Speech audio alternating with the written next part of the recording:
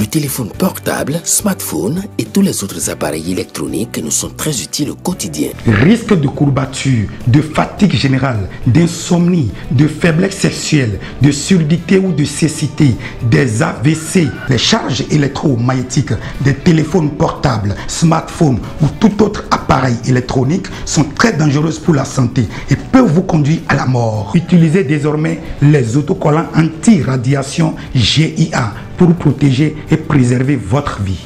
Les amis, faites comme moi, Gégé Lapino, en adoptant DMA GIA.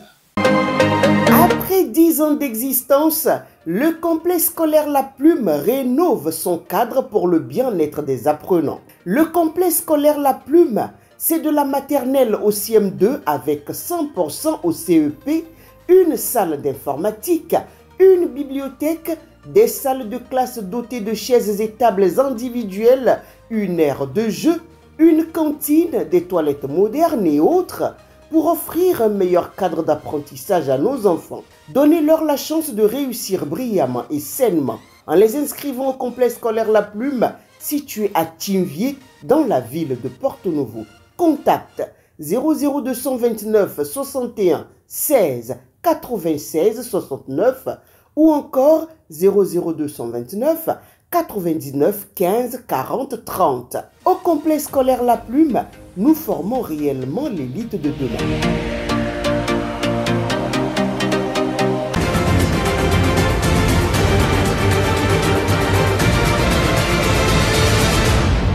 Guérit TV Monde, le leader des Web TV au Bénin.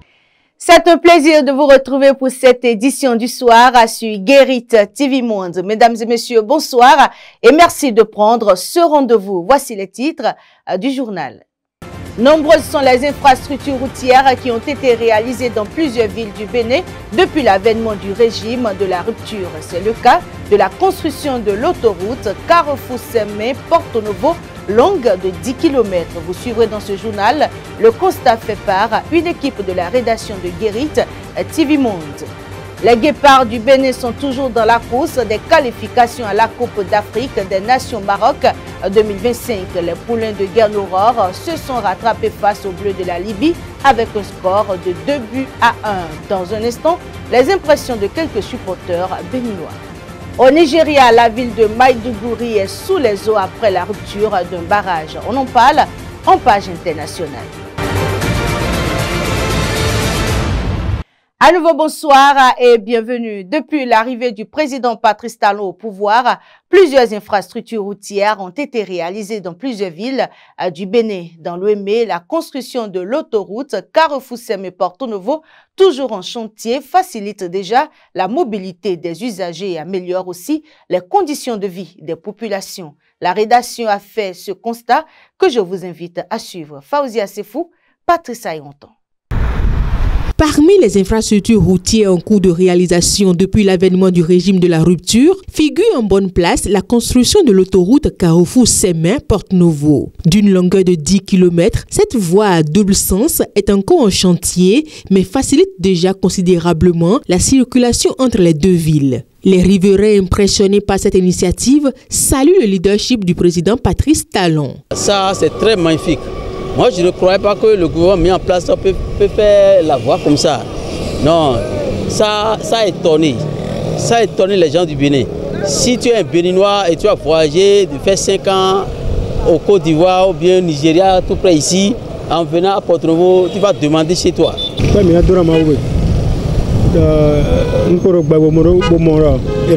Moi, je rends grâce à que cette réalisation s'est produite de mon vivant pour plus de bonheur. Nous sommes très contents de cette initiative de construction de cette voie.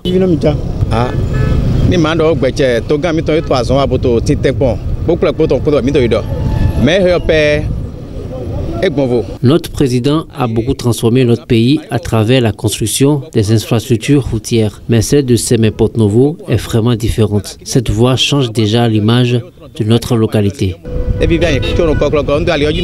Les populations se souviennent encore des nombreuses difficultés qu'elles rencontraient quotidiennement sur cette voie il n'y a pas si longtemps. En dépit des travaux encore en cours, les usagers constatent un net soulagement et expriment leur gratitude envers le gouvernement du président Patrice Talon pour cette réalisation qu'ils perçoivent comme un véritable cadeau.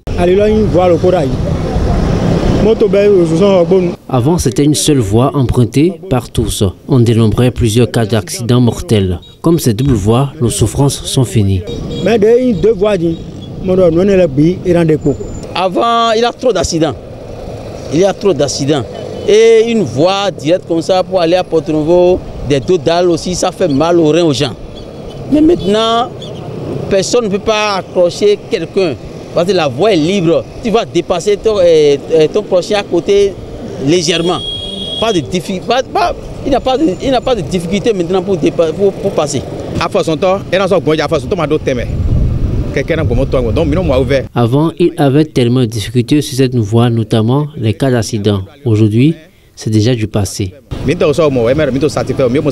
En attendant la livraison complète prévue dans les mois à venir, la qualité de vie des habitants s'améliore déjà grâce à cette route moderne équipée de séparateurs offrant une meilleure sécurité. J'ai assuré que le gouvernement qui est là, il a déjà prévoir les lampadaires jusqu'au Porto-Novo. À part ça, il n'y a aucun problème. Il n'y a aucune faute que moi j'ai vue là, parce que c'est deux voies. Et les voies sont déjà divisées en voies des piétons, voies des deux roues, voies des titans, voies des petites voitures.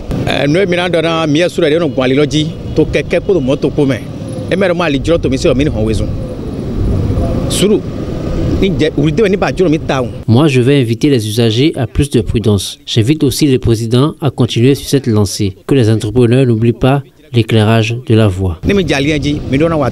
La route du développement passe par le développement de la route, dit-on souvent. Depuis son accession au pouvoir, le président Patrice Talon, soutenu par son gouvernement, s'est résolument engagé à transformer le Bénin à travers de nombreuses infrastructures routières réalisées dans tout le pays. Audience au Parlement ce mardi 10 septembre 2024. Le président de l'Assemblée nationale, Louis Gbéounou Vlavonou, a reçu une délégation du programme commun des Nations Unies sur le VIH-Sida, ONU-Sida, conduite par la directrice exécutive Winnie Bainima. Le rôle des femmes parlementaires dans la lutte contre le VIH-Sida au Bénin était au cœur des échanges. Le point de la rencontre avec Latifat Kowinu. La directrice exécutive du programme commun des Nations Unies sur le VIH-Sida, ONU-Sida, en visite au Bénin a été reçue en audience dans l'après-midi du mardi 10 septembre 2024 par le président de l'Assemblée nationale, Louis Gbéounou Vlavonou. Au cours de cette rencontre, les deux personnalités ont échangé sur le rôle des femmes parlementaires dans la lutte contre le VIH-Sida. Nous avons discuté de beaucoup de choses. C'est basé sur le rôle des parlementaires sur la lutte contre le VIH-Sida. Et ils ont approuvé le budget. C'est très important pour le Parlement de protéger les exigences sur la santé et puis l'éducation, parce que ces deux choses sont très importantes pour les hommes. Nous avons discuté également sur la question de la participation des femmes au niveau politique, parce qu'ils ont élu des femmes. Les femmes élues peuvent être les champions de toutes les questions qui ont besoin d'être traitées pour préserver les gens contre le VIH-Sida au niveau de la jeunesse. La réforme instaurée par le chef de l'État Patrice Talon permettant la représentation de 25% de femmes au Parlement a été saluée par l'hôte. Selon elle, cette mesure contribuera sans aucun doute à renforcer la lutte et la sensibilisation des jeunes sur le VIH-Sida. Ils m'ont expliqué que l'évolution que le Bénin a connue de 10% des femmes au Parlement à l'effectif de 25% aujourd'hui. Et puis leur appui sur l'évolution à un pourcentage important. Après cette audience, La directrice exécutive d'ONU-SIDA a rencontré le caucus des femmes parlementaires, le comité en charge du VIH-SIDA ainsi que les présidents des 3 groupes parlementaires de l'Assemblée nationale. Lors de cette séance de travail, les élus ont échangé sur la contribution des femmes parlementaires à la prévention et à la lutte contre le VIH-SIDA au Bénin. En tant que parlementaires, nous nous engageons à promouvoir des politiques et des initiatives qui répondent aux besoins des populations les plus vulnérables et à soutenir les stratégies efficaces pour endiguer l'épidémie du VIH-Sida. Les femmes parlementaires du Bénin seront déterminées à accompagner l'ONU-SIDA, mais nous ne serons pas seuls. Nous avons le soutien constant des hommes parlementaires. Avec votre engagement et votre leadership, vous donnez du courage à nos jeunes sœurs, à nos filles, à nos nièces pour prendre le relais. Et donc, pour moi, vous êtes des femmes très fortes parce qu'il ne s'agit pas d'un travail, il s'agit d'un engagement. Et je tenais à vous remercier et vous féliciter pour cela. À la fin des échanges, l'hôte, ancienne députée et ex-présidente du caucus des femmes parlementaires de la République ougandaise, a exprimé son appréciation pour cette rencontre constructive. Ça a été une discussion très importante. Ils sont très déterminés dans ce processus, dans ce combat. J'ai beaucoup appris sur le Bénin. J'étais impressionné par leur forte capacité sur la question. Les membres du caucus des femmes parlementaires, soutenus par leurs collègues masculins, ont réaffirmé leur engagement à œuvrer activement pour la lutte contre le VIH-Sida au Bénin. Environ une quarantaine de femmes venues de tous les départements du Bénin ont convergé vers les collines pour 3 jours d'intenses activités au service des communautés à la base. Ce groupe baptisé Dynamique Engagé, dirigé par Christelle Hundonugbo Alioza, est convaincu que le Bénin ne pourra prospérer que si les femmes sont au cœur du processus de transformation. Cette conviction justifie la tenue de la 2e édition des actions probantes en faveur des femmes béninoises. Voici le compte rendu. Réunies au sein du Creuset La Dynamique Engagée, ces femmes mères, élues conseillères, personnalités fortes et enseignantes de haut niveau, venues de tous les départements du Bénin, sous le leadership de Christelle Hundonugbo Alioza, ont rallié le département des Collines pour la 2e édition de leurs actions d'engagement politique et social auprès des femmes béninoises. Si les femmes artisanes, notamment les coiffeuses de l'arrondissement de Dassa-Zoumé, ont bénéficié de stratégies de remise à niveau professionnel, les jeunes filles de l'arrondissement de Banter ont été sensibilisées sur l'importance de l'hygiène corporelle ainsi qu'à la gestion de la menstruation. Nous sommes venus nous entretenir avec les jeunes filles en apprentissage pour l'entretien, comment s'entretenir, comment porter les couches, quel genre de couches il faut porter et comment est-ce qu'il faut se prendre quand on est en période menstruelle. Notre visite ici a apporté un plus à la gente féminine, aux jeunes filles à partir de 14 ans, 15 ans jusqu'à l'âge adulte. C'est un plaisir pour moi d'avoir apporté un plus à cette gente féminine dans le village de Banter. Je souhaiterais que les leaders, surtout politiques, prennent ce dossier à bras le corps, passent dans les radios communautaires pour aller vulgariser l'hygiène corporelle de la femme ou la fille quand elle est en menstruée. Dire aux mamans, sensibiliser les mamans qu'elles doivent tout faire pour s'entretenir avec les jeunes filles à la maison. Reconnaissantes, les participantes ont exprimé leur gratitude. On est ici aujourd'hui avec nos mamans. Elles nous ont appris beaucoup de choses. Comment se protéger en tant qu'une jeune fille. Lorsqu'il y a l'apparition des menstrues, l'apparition de certaines choses sur ton corps, comment tu vas te protéger, comment tu vas te garder pour qu'il n'y ait pas de problème. Et elles nous ont donné beaucoup de conseils. Avant, moi, je ne sais pas comment faire pour placer les couches, mais aujourd'hui, moi, appris, je suis très contente. Ces femmes amazones ont également fait œuvre utile au centre de santé de l'arrondissement de Sokologbo. Nous avons fait du matériel d'entretien, du javel, du savon, etc., des gants, de petits matériels de toutes les façons qui peuvent vraiment servir à mettre de la propriété et de l'hygiène dans le cadre du centre de santé de Sokologbo. Un geste humanitaire apprécié par le personnel sanitaire et les autorités locales. Je suis très heureux de vous voir ce soir donner une vie nouvelle au centre de santé de Sokologbo. Vie nouvelle dans laquelle la propreté, l'enthousiasme aux femmes que nous servons, c'est important. Et soyez vraiment remerciés.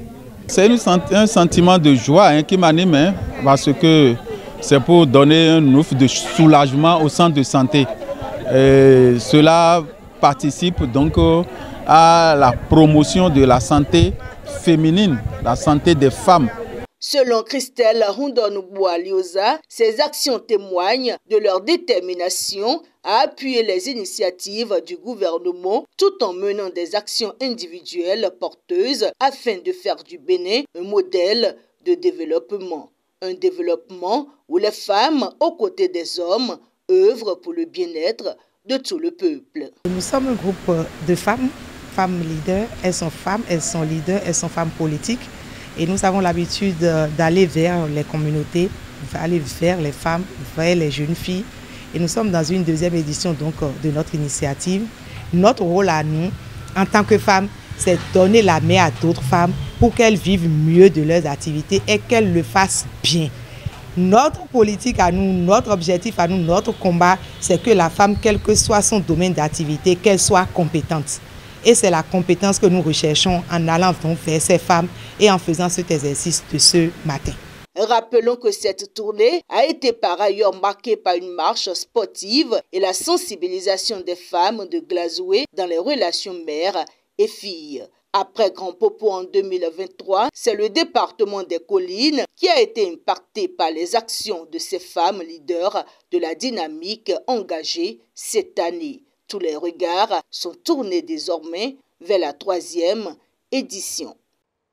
Rendons-nous à présent à Parakou. L'état actuel de la cour de l'école primaire publique de Sinagourou à quelques jours de la rentrée scolaire est préoccupant. En effet, les populations environnantes ont transformé cette cour en un dépotoir, un comportement irresponsable dénoncé par les parents d'élèves qui appellent les autorités à intervenir d'urgence. Reportage Anselmo Richa et David Yémé. La cour de l'école primaire publique de Sinangourou, située dans le premier arrondissement de la ville de Parakou, a été transformée en dépotoir. Alors que les acteurs de l'éducation se préparent à la rentrée scolaire, cet espace de savoir se trouve dans un état d'insalubrité totale, conséquence des actes d'incivisme des populations environnantes. Cette situation préoccupe profondément les parents d'élèves. Tel que vous venez de voir, c'est comme ça moi-même je viens de voir. Parce que quand je suis venu, c'est la première des choses que j'ai vues, que j'ai regretté. Le fait de la population de Sinangourou. J'ai mis un regret sur ça, parce que l'école, c'est pour tout le monde. Si on ne pouvait pas accompagner l'école, donc ce n'est plus la peine de gâter ce que l'État a mis. Regardez les bâtiments que l'État a fait pour nous. Hein? On nous a fait ça, mais même si on ne peut pas payer pour faire truc, il faut qu'on entretienne. Il faut que l'État aussi sache qu'on est responsable. Voilà, l'incision que les gens font dans le quartier, vraiment, c'est déplorable. Tout à l'heure, je me suis dit que est-ce que tous ceux qui viennent faire tout ça, toutes ces choses sont des responsables.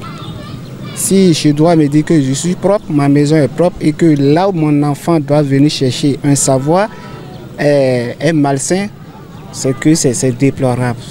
Ce n'est pas de la joie.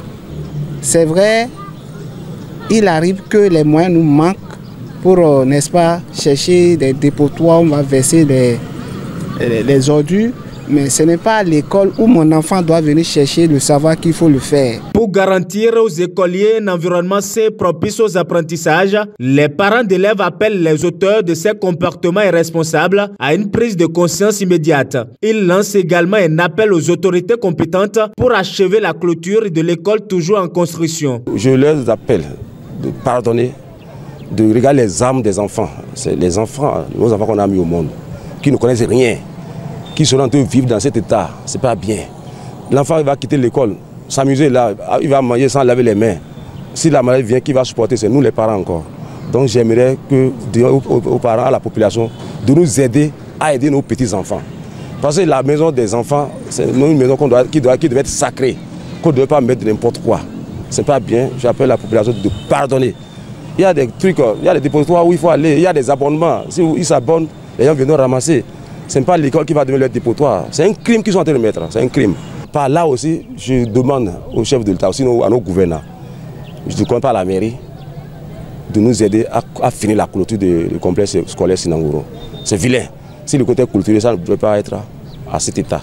Alors, qui veut que son enfant devienne bon, n'a qu'à chercher, n'est-ce pas, de faire ce comportement, d'avoir ce comportement, c'est malheureux. Je vais demander, n'est-ce pas, aux autorités communales et gouvernementales à bien vouloir, n'est-ce pas, prendre ces dispositions. Ce n'est pas facile, ce n'est pas la seule école, mais j'ai l'expression que si cela est déjà fait, c'est que tout ce qu'on est en train de vivre aujourd'hui va au moins, si ça ne finit pas, sera au moins moins. Les acteurs du développement ainsi que ceux engagés dans la protection des droits des enfants sont interpellés afin de mettre fin à ces pratiques. Elles constituent une menace pour la santé des enfants, des âmes innocentes en quête de savoir et représentent un obstacle à leur épanouissement. Protéger ces jeunes élèves qui constituent la relève de demain est une priorité pour tous. En interactualité au Nigeria, la ville de Maiduguri, à l'extrême du nord du pays, a été submergée par les eaux d'un barrage qui a cédé sous des pluies torrentielles. Depuis lundi, des milliers d'habitants fuient la ville qui est sous l'eau et les secours s'organisent, mais pour le moment, on ne connaît pas le nombre exact de victimes. Cela faisait 30 ans que la capitale régionale de Borno n'a pas connu de telles inondations. Les maisons sont submergées, des voitures sont sous l'eau et les habitants, 800 000 pour la ville de Maiduguri, cherchent à fuir la montée des eaux. Selon cet habitant, c'est dans la nuit de dimanche à lundi que le barrage de la Lo au sud de la ville a cédé sous la pluie. C'était vraiment catastrophique. Tout est inondé. Il ne reste qu'un seul pont, témoigne un habitant. Plusieurs centres d'accueil ont été installés à Maiduguri. Le directeur national de gestion des urgences de l'État de Borno. Nous avons dépêché plusieurs équipes pour faire face à la situation.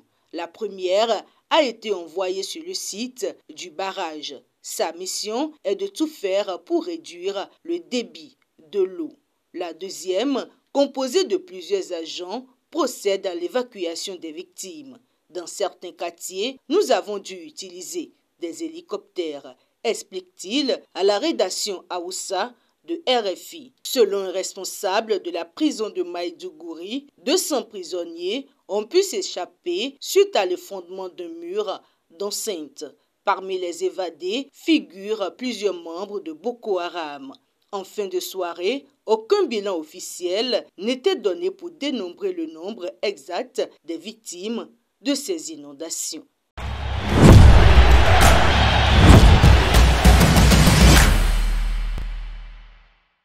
En brève sportive, l'embrouille continue dans le monde du football camerounais, notamment au niveau de la sélection des Lions indomptables. Aux dernières nouvelles, le comité d'urgence de la FECAFOOT a suspendu l'entraîneur Mike Brice pour une durée de 3 mois. Ceci en raison de plusieurs dysfonctionnements observés dans la gestion de l'équipe nationale. La FECAFOOT a confié la direction de l'équipe nationale à Martin Ntougou-Pil et David Pago qui assureront l'intérim. Après la défaite face au Nigeria, les poulains de Guéné Aurore se sont rattrapés face aux Bleus de la Libye avec un score de 2-1.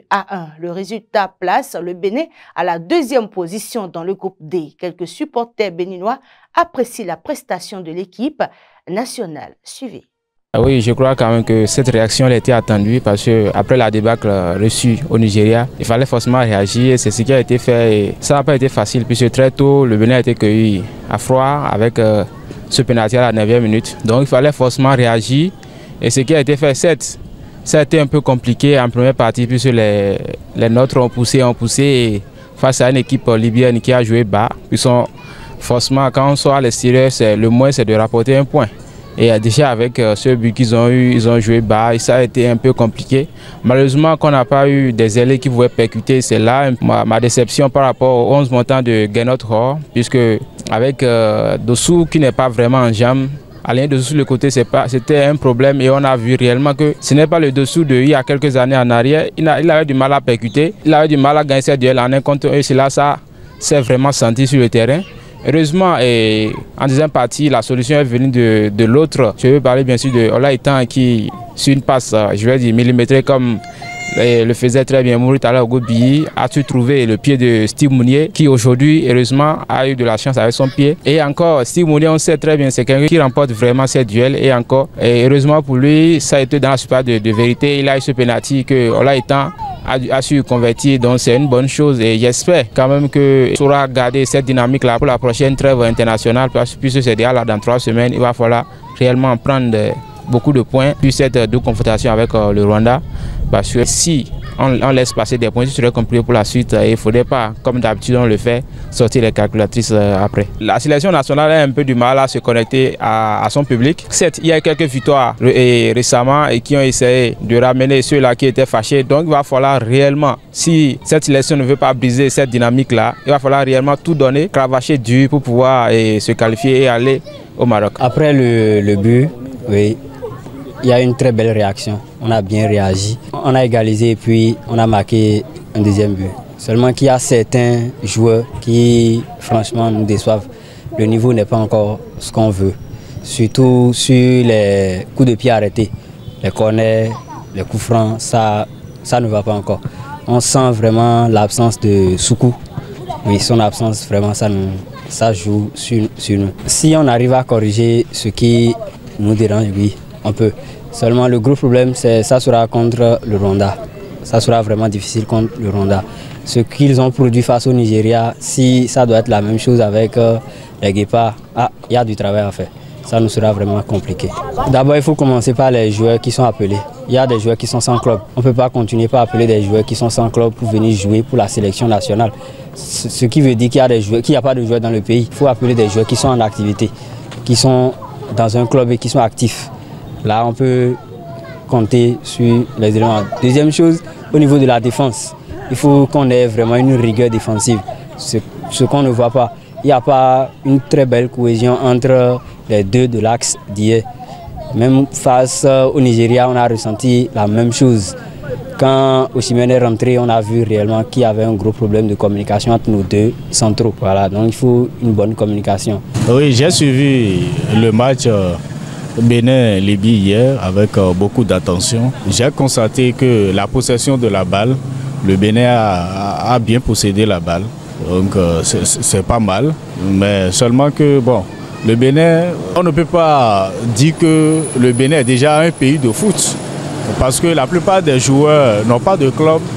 Et ceux qui ont de clubs sont dans les dernières divisions, 3e division, bien 2e division. Donc c'est pas encore ça. Les résultats escomptés sur ce plan-là, ces résultats sont encore mitigés.